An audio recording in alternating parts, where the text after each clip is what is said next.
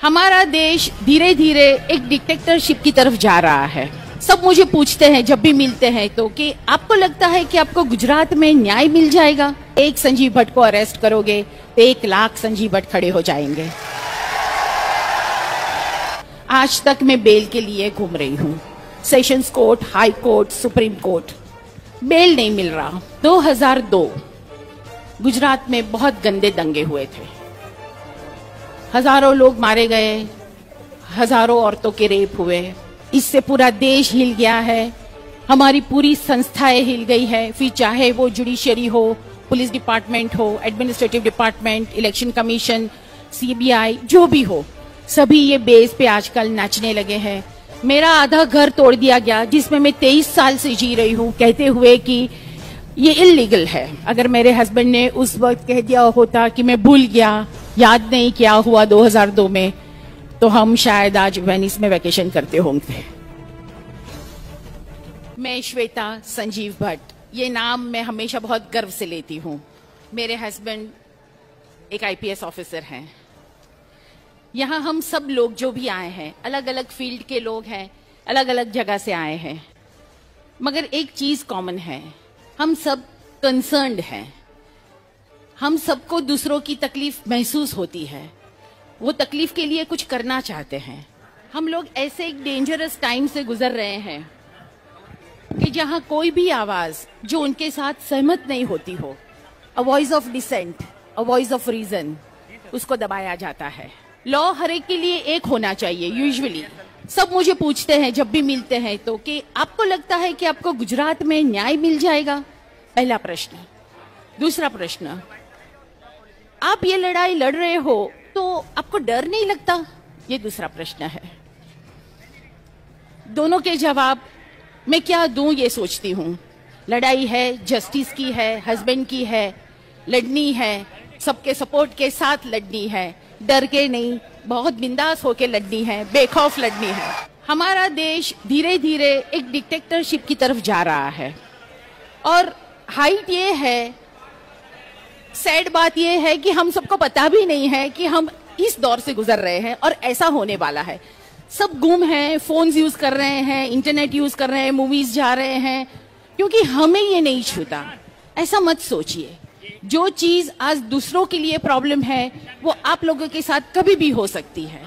सो इकट्ठे रहिए, साथ रहिए, हर एक चीज को डिटेल में समझने की कोशिश कीजिए। आप यूथ हैं, सब कहते हैं कि आप फ्यूचर हैं इंडिया का। मैं कहती हूं कि आप प्रेजेंट भी है इस दुनिया का। तो आपके कंधों पे बहुत ज्यादा जिम्मेदारी है सिस्टमैटिकली, बहुत सही तरीके से silence the brave voices of reason and dissent. उसमें से एक बुलंद आवाज मेरे हस्बैंड की भी है। 5 सितंबर को उनको अरेस्ट करके ले गए, कोई रीजन नहीं, कोई नहीं, क्वेश्चनिंग के लिए। किस चीज के लिए? एक 30 साल पुराने केस के लिए। आज तक मैं बेल के लिए घूम रही हूँ, sessions court, high court, supreme court, bail नहीं मिल रहा।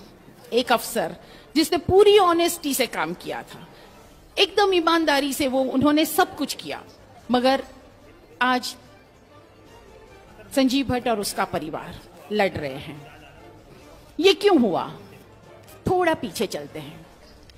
2002 गुजरात में बहुत गंदे दंगे हुए थे, हजारों लोग मारे गए, हजारों औरतों के रेप हुए, बच्चों को आग में झोल दिया गया, काफी लोग बेघर हो गए, बहुत बुरा माहौल था, महीनों तक ये चला।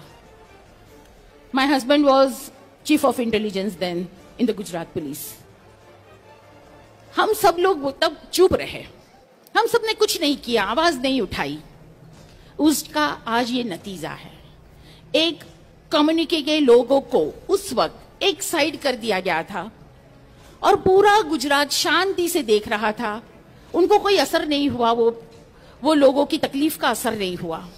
एक स्टेट पूरा एक साइड कर दिया गया है, उनकी हिम्मत बढ़ गई। पहले एक कम्युनिटी, अब एक पूरा स्टेट, और हम आज भी चुप हैं। वो लोग बहादुर होते जा रहे हैं, पावरफुल होते जा रहे हैं, नीडर होते जा रहे हैं, और हम खुद से प्रश्न कीजिएगा, जवाब अच्छा नहीं आएगा, और अगर अच्छा ना आए तो प्लीज कुछ कीजिएगा। 2011 में SIT कॉन्स्टिट्यूट की गई, नानावती मेहता कमीशन फॉर्म किया गया। मेरे हस्बैंड उस वक्त इंटेलिजेंस ऑफिसर के बेस पे डिपोज करने गए उधर, और 2002 में जो हुआ, जैसा हुआ, वो सच कहा। उन्होंने ये भी कहा कि नरेंद्र मोदी जी की सरकार इसमें किस तरह से, आइदर बाय डिजाइन और बाय फेलियर और व्हाटएवर, मगर किस तरह ये पूरा माहौल बना, किस तरह ये दंगे हुए, किस तरह इसको कंट्रोल नहीं कर पाए, किस तरह इतने बेगुनाह लोगों की हत्याएं हुई, जान गई। सुबह 11 बजे उन्होंने डिपोज किया, शाम के 5 बजे से उनके सभी केसेस खोल दिए गए। अब एक पुलिस ऑफिसर होता है, वो रेड्स भी करते हैं, गिरफ्तार भी करते हैं, राइट्स भी कंट्रोल करते हैं, काफी कुछ चीजें वो तो उनका काम है। अगर वो हर एक चीज का कोई भी बंदा बाहर निकल के कहे कि मुझे पुलिस ने चांटा मारा, मैं केस करूंगा, मुझे ये राइट में पकड़ा गया, मैं केस करूंगा, और सरकार उसको सपोर्ट करे, ये बात हो गई। आज हम वो 30 साल पुराने केसेस से डील कर रहे हैं। ये एक ऐसा केस है जिसमें कोई प्रूफ नहीं। अडवाणी जी ने यात्रा निकाली थी 30 अक्टूबर 1990 में। उस वक्त मुलायम सिंह ने शायद उनको डिटेन किया था और लालू जी ने गिरफ्तार किया था, if I am not mistaken. और उस वक्त उन्होंने भारत बंद का ऐलान कर दिया। सभी जगह दंगे हुए, riots were there in the entire country almost. और मेरे हस्बैंड की पहली पोस्टिंग थे, कुछ 24 साल के हुए होंगे वो तब, हार्डली। उन्होंने ना ये किसी राइटियर्स को गिरफ्तार किया है, ना किसी को इंटरोगेट किया है, ना ही किसी की कस्टडी उनके पास थी। उनका तो वो ज्यूरिसडिक्शन भी नहीं था। उनको वहां स्पेशल ड्यूटी में खाली ऑब्जर्वेशन के लिए भेजा गया था। मगर आज 30 साल के बाद जब इन लोगों को संजीव भट्ट चुभने लगे, ये उनका जो डिपोजिशन था, उनकी जो एफिडेविट थी, जिनमें उन्होंने माइनॉरिटीज की साइड ली थी, वो चुभने लगी, तब उनको परेशान करना शुरू कर दिया। उनके सामने काफी केसेस लगाए गए, हमारी सिक्योरिटी बिल्कुल घर से निकाल दी गई, मेरा आधा घर तोड़ दिया गया जिसमें मैं 23 साल से जी रही हूं, कहते हुए कि ये इल्लीगल है, पुरखों का घर है, मगर फिर भी इल्लीगल है, तोड़ दिया गया। संजीव भट्ट को अरेस्ट कर दिया गया, उनको डिसमिस कर दिया गया, मुझे एक्सीडेंट करवाया। ये उनकी एक टिपिकल मॉडस ऑपरेंडी है। If you are with us then it's good, if you are not with us you are against us, that's it. ये वही केसेस हैं जिसमें CID क्राइम ने पूरा क्लीन चिट दे दिया था। ये वही केसेस हैं जो सुप्रीम कोर्ट ने स्टे कर दिए थे, जिसमें कुछ भी नहीं था, मगर आज स्टे किया हुआ केस फिर से रीओपन कर रहे हैं और परेशान कर रहे हैं। मैं हर जगह जाती हूं, लोगों से सपोर्ट की उम्मीद करती हूं। आज भी यहां आई हूं, मुझे पता है आप सब हमारे साथ हैं, आप सब संजीव भट्ट के साथ हैं, मगर सिर्फ साथ होने से या वी सपोर्ट संजीव भट्ट कहने से कुछ नहीं होने वाला।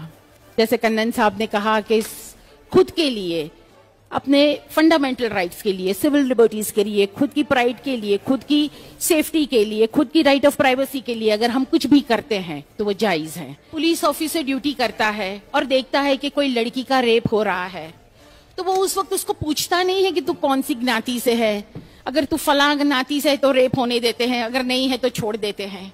ये काम नहीं है उनका। उन्होंने इसी तरह ऑनेस्टली और डिलीजेंटली काम किया। मगर पहले जो चीजें की ऑनेस्टी, इंटीग्रिटी, ड्यूटी, चापलूसी नहीं करना, ये सब क्वालिफिकेशंस गिने जाते थे to be a good officer. आजकल शायद ऐसा नहीं है। अगर मेरे हस्बैंड ने उस वक्त कह दिया होता कि मैं भूल गया, याद नहीं क्या हुआ 2002 में, तो हम शायद आज वेनिस में वैकेशन करते होंगे। पुलिस ऑफिसर, मेरे हस्बैंड कहते हैं कि is the first line of defence. कभी भी कोई भी जगह तकलीफ होती है तो पहले टच में ऑफिसर आते हैं, पुलिस वाले आते हैं। अगर वो अपनी ड्यूटी सही तरीके से नहीं करेंगे तो ये देश कैसे चलेगा? हर एक society they make their officers. आप सबका दोष है इसमें, हम सबका दोष है इसमें। हम सब चुप बैठते हैं। जब एक ऑफिसर के साथ कुछ होता है हम कुछ करते नहीं हैं, तो दूसरे अफसर भी यही देखते हैं कि हाँ चलो देखो, कुछ बोलना नहीं है, चुपचाप रहना है, चापलूसी करनी है, वरना हमें प्रॉब्लम हो जाएगी। तो एग्जैक्टली दूसरे ऑफिसर्स ऐसे बन जाते हैं, सोसाइटी बनाती है उनको ऐसे। अगर एक अफसर खड़ा रहता है, बहादुरी से कुछ डिसीजन लेता है और कुछ काम करने की ठानता है और पूरी सोसाइटी साथ हो जाती है, तो वो ऐसा एग्जाम्पल होता है कि नहीं, हम कुछ कहेंगे तो हमारे साथ भी ये लोग खड़े रहेंगे, तो हमें ऐसा बनना है, तो हम शायद अच्छे अफसर्स बना पाए। ये लोग जो हैं एक ऑर्गेनाइज्ड मिस इन्फॉर्मेशन फैलाते हैं। आप सबको लगेगा तो हम करें क्या, चलो बताओ, हमें भी कुछ करना है मगर करें क्या। तो ये बात है कि ये जो एक ऑर्गेनाइज्ड मिस इन्फॉर्मेशन वाली बात है, कोई भी चीज को गलत तरीके से बताना, बताते ही रहना लगातार जब तक कि वो सच ना हो जाए। संजीव भट्ट सबकी आवाज थे, बड़ी बुलंद आवाज हैं आज भी, वो बेखौफ लिखते हैं, बेखौफ बोलते थे। आज अगर वो थोड़े वक्त के लिए हमारे बीच में नहीं है तो हमें उनकी आवाज बनना है। उसी निडरता से, उसी तरह से हमें ये सरकार को और संजीव भट्ट दोनों को तसल्ली देनी है कि अगर एक संजीव भट्ट को अरेस्ट करोगे तो 1 लाख संजीव भट्ट खड़े हो जाएंगे। Grid and fear, punishment and reward, ये चीजों पे ये सरकार चलती है। जैसे कुछ भी उनके पसंद का नहीं हुआ, फटाक से पनिशमेंट। अगर किसी ने भी गलत तरीके से उनका फेवर में किया तो तुरंत रिवॉर्ड। ये बहुत डेंजरस चीजें होती है।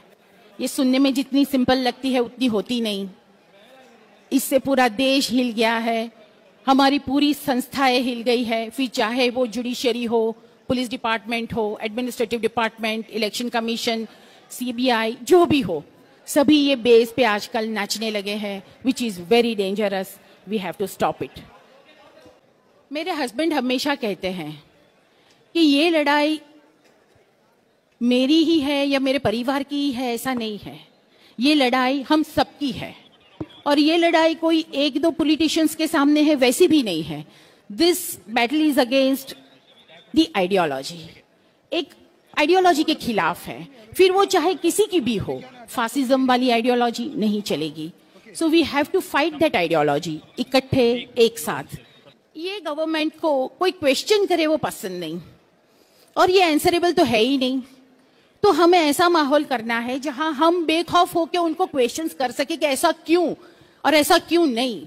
आज हम लोग सब डर में जी रहे हैं। इसको फोन करे तो डरते, हमारे फोन टैप हो रहे होंगे, ये खाना चाहिए, ये नहीं खाना चाहिए, ये पहनना चाहिए, इसको मिलना चाहिए, इसको नहीं मिलना चाहिए। अफसोस डर रहे हैं कि भाई रेड करे तो प्रॉब्लम, रेड ना करे तो प्रॉब्लम, राइट्स करवाएं तो प्रॉब्लम, राइट्स रोके तो प्रॉब्लम, गिरफ्तार करे तो problem. Total state of confusion. किसी को पता नहीं है एग्जैक्टली कि चापलूसी के सिवा और क्या करे तो हम ठीक तरह से अपना गुजारा कर सके। इसको जैसे भी हो सके थोड़ा सही करना है। मुझे सिर्फ एक फोन की आवश्यकता है। मैं आप सबके साथ हूं, एनी टाइम एनीवेयर, और आप सब मेरे साथ रहे any time anywhere. Sanjeev Bhatt को घर लाना है एट एनी कॉस्ट और दुआ कीजिएगा। Thank you.